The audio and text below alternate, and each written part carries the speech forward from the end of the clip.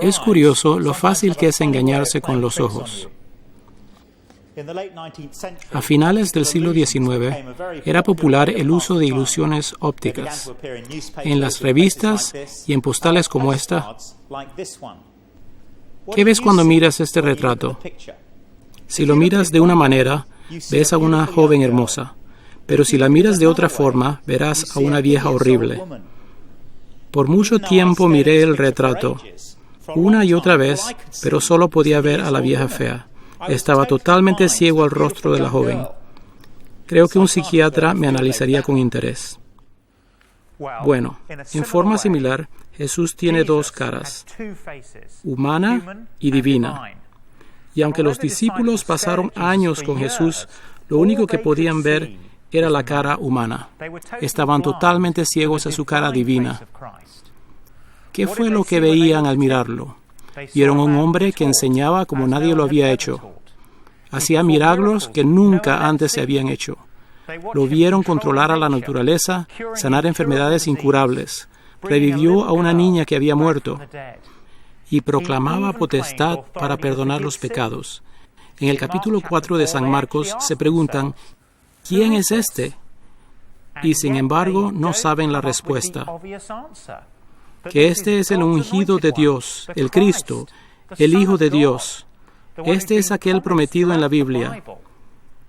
Ellos lo estaban anticipando con grandes esperanzas. Y aunque Él estaba frente a ellos, no lo reconocieron. En el capítulo 8 de San Marcos, Jesús pierde paciencia y les dice, ¿todavía no ven ni entienden? ¿Tienen la mente embotada? Es que tienen ojos y no ven. Y entonces, sorprendentemente y de seguido, vemos cómo Jesús cura la ceguera de un hombre. Este milagro es diferente. Es el único de los milagros de Jesús que ocurre en forma gradual. Cuando llegaron a Bethsaida, algunas personas le llevaron a un ciego a Jesús y le rogaron que lo tocara. Él tomó de la mano al ciego y lo sacó fuera del pueblo. Después de escupirle en los ojos y de ponerle las manos sobre él, le preguntó, ¿puedes ver ahora? El hombre alzó los ojos y dijo, veo gente, parecen árboles que caminan. Entonces le puso de nuevo las manos sobre los ojos y el ciego fue curado, recobró la vista y comenzó a ver todo con claridad. Primero Jesús lo toca y éste comienza a ver, pero solo parcialmente. Entonces lo toca nuevamente y esta vez el hombre puede ver perfectamente. San Marcos quiere que notemos el paralelo entre la percepción gradual de los discípulos y la visión gradual del ciego. Por supuesto que los discípulos no estaban físicamente ciegos, sino espiritualmente ciegos. Y vemos en el capítulo 8 que su ceguera espiritual sana gradualmente. Y por primera vez, ellos saben quién es Jesús. Jesús y sus discípulos salieron hacia las aldeas de Cesarea de Filipo. En el camino les preguntó, ¿quién dice la gente que soy yo? Unos dicen que Juan el Bautista, otros que Elías, y otros que uno de los profetas, contestaron. ¿Y ustedes, quién dicen que soy yo? Tú eres el Cristo, afirmó Pedro. Esto es un paso importante para los discípulos. Por fin reconocen que Jesús es el Cristo, el Rey prometido en el Antiguo Testamento, que tenía poder y la autoridad de Dios. Jesús le hace una pregunta directa. ¿Y ustedes quién dicen que soy yo? Es muy personal, y es aquí donde también es muy personal para nosotros. ¿Quién decimos que es Jesús? ¿Cómo responder? ¿Qué vemos? ¿Vemos solamente la cara humana o también la cara divina? Y ahora que los discípulos han reconocido quién es Él, ¿qué les dice Jesús? Jesús les advierte que no le digan a nadie. En ese momento, sus ojos estaban parcialmente abiertos. Jesús sabe que a pesar que ellos saben quién es Él Ellos no saben todavía por qué ha venido o lo que es seguirlo. Y es por eso que les dice que no deben anunciar quién es Él. Entonces Jesús comienza a enseñarles más acerca de Él. Es como si comenzara a corregir su visión parcial. Luego comenzó a enseñarles: el Hijo del Hombre tiene que sufrir muchas cosas y ser rechazado por los ancianos, por los jefes de los sacerdotes y por los maestros de la ley. Es necesario que lo maten y que a los 3 días resucite. Es por eso que Jesús vino a morir, y su muerte es necesaria. Y Jesús lo sabe muy bien. Él sabe que la única manera en que la gente pecadora podrá tener una relación con Dios es si Él muere en nuestro lugar. Y aunque San Pedro ya ha reconocido quién es Él, él no comprende a qué vino Jesús. Pedro lleva a Jesús a un lado y lo reprende. La muerte de Jesús es una piedra de tropiezo para mucha gente. Como Pedro, no comprenden por qué Jesús tiene que morir.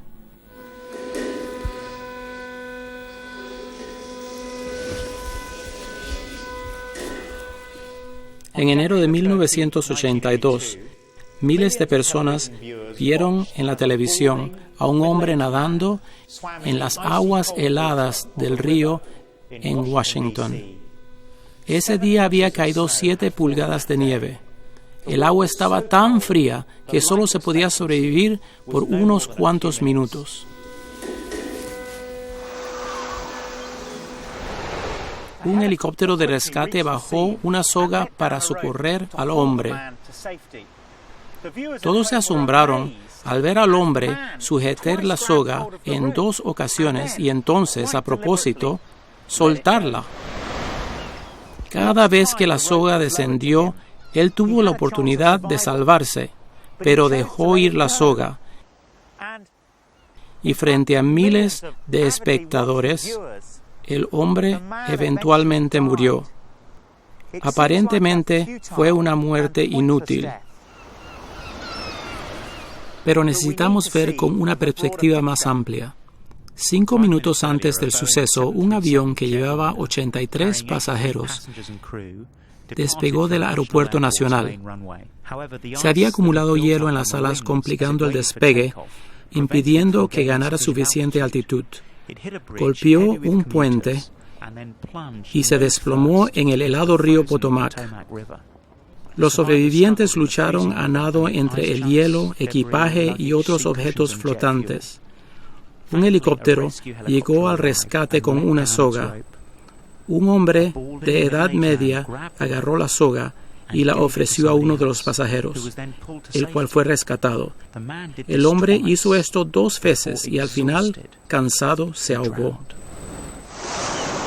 Cuando tenemos toda la información, la muerte aparentemente inútil se revela llena de propósito, riesgo y de un amor maravilloso.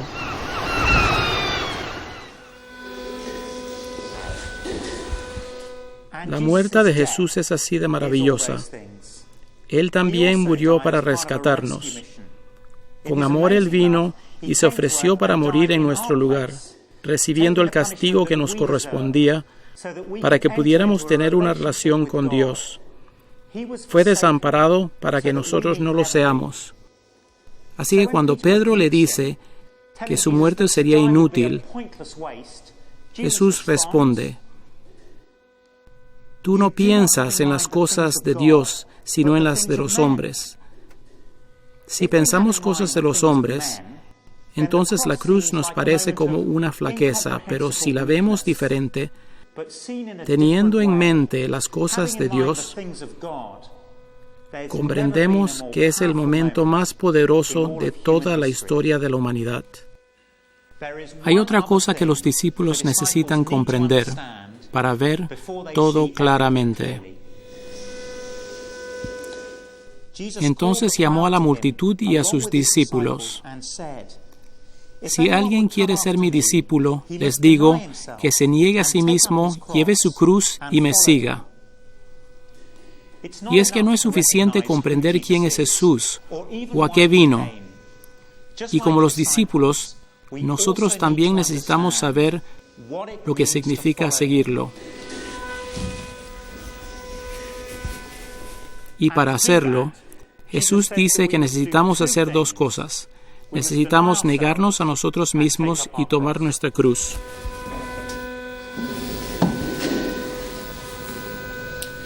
Negarnos a nosotros mismos no quiere decir dejar de comer chocolates como penitencia, sino que ya no vivimos para nosotros mismos, sino para Jesús y para otros.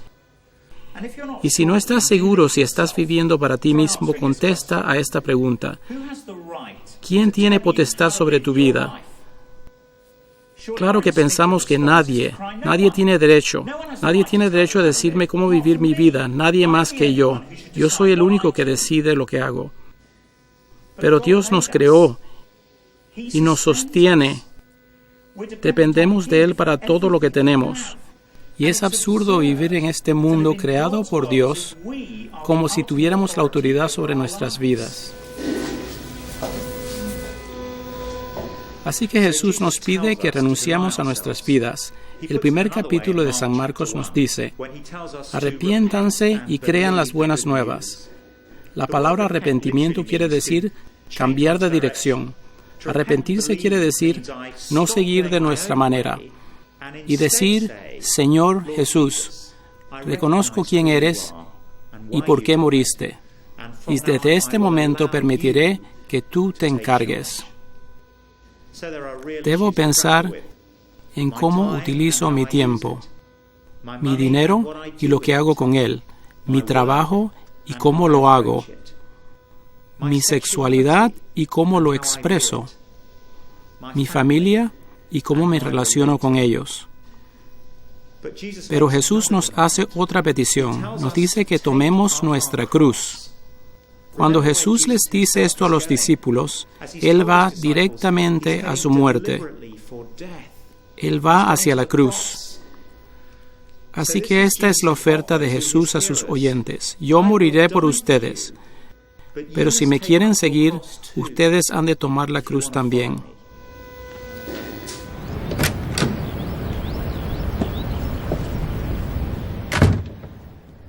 A principios del siglo XX, el explorador Ernest Shackleton anunció en varios periódicos londinenses tratando de reclutar hombres que lo acompañaran a su expedición en el Polo Sur.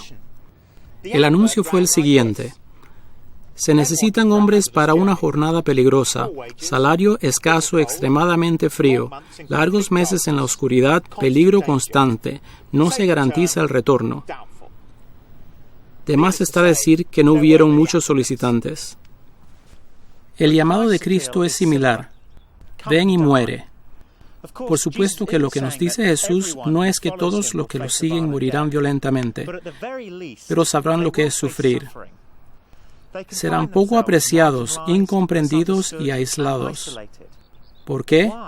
Debido a que tus amigos, familiares y colegas y todos aquellos a tu alrededor encontrarán tus creencias y acciones incómodas y tal vez ofensivas. Por ejemplo, si dices que Cristo es el camino, la verdad y la vida, y que nadie puede conocer a Dios si no es a través de Él, se opondrán a ti. Así que un cristiano no es solo alguien que sabe quién es Jesús y por qué vino. El cristiano es aquel que está dispuesto a seguirlo a cualquier costo.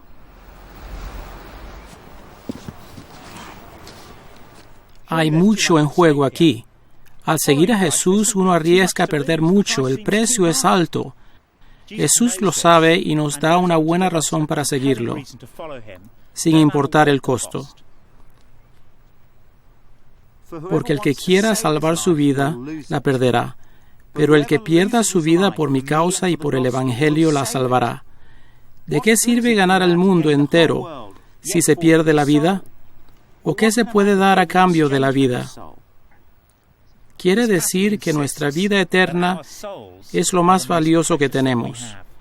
Si perdemos esa vida, no podemos recuperarla. Siempre pensamos en nuestras circunstancias actuales. Si algo no nos produce dividendos inmediatos, lo rechazamos. Pero Jesús quiere abrir nuestros ojos para ver el futuro. La Biblia nos dice que el futuro es importante porque es eterno. Nuestra muerte no será el final. Cristo juzgará al mundo, nos guste o no. Y podemos decir ahora si el juez será también nuestro Salvador. Y al final seremos tratados justamente. Seremos tratados por Jesús de la misma manera en que lo tratamos a Él. Así lo dice el capítulo 8 de San Marcos. Si alguien se avergüenza de mí y de mis palabras en medio de esta generación adúltera y pecadora, también el Hijo del Hombre se avergonzará de él, cuando venga en la gloria de su Padre con los santos ángeles. Jesús es el que juzgará al mundo. Por lo tanto, no sería un gesto suicida confiar en Él con mi vida. Al hacerlo, sé que mi vida será salvada. Es más, cualquier cosa que perdamos al seguir a Cristo es poco cuando consideramos lo que nos espera en el cielo. Jesús nos pide que renunciemos a las cosas que nos destruyen, amor propio, egolatría, nuestros deseos, y nos suplica que no perdamos nuestra vida eterna. Ponlo en la balanza. Habrá un día cuando Cristo regresará y Él nos tratará así como lo hemos tratado a Él.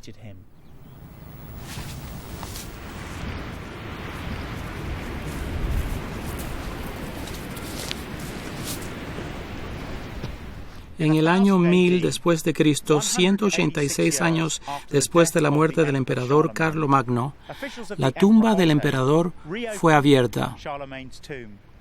Se encontraron algo extraordinario. Enterrado con todas sus galas, oro, joyas y tesoros, se encontraba el esqueleto de Carlomagno, aún sentado en su trono, con su corona, y en su regazo una Biblia, y los huesos de su dedo marcando el capítulo 8, versículo 38 de San Marcos. ¿De qué sirve ganar el mundo entero si se pierde la vida? ¿O qué se puede dar a cambio de la vida? Me pregunto, ¿cómo habrá respondido Carlomagno?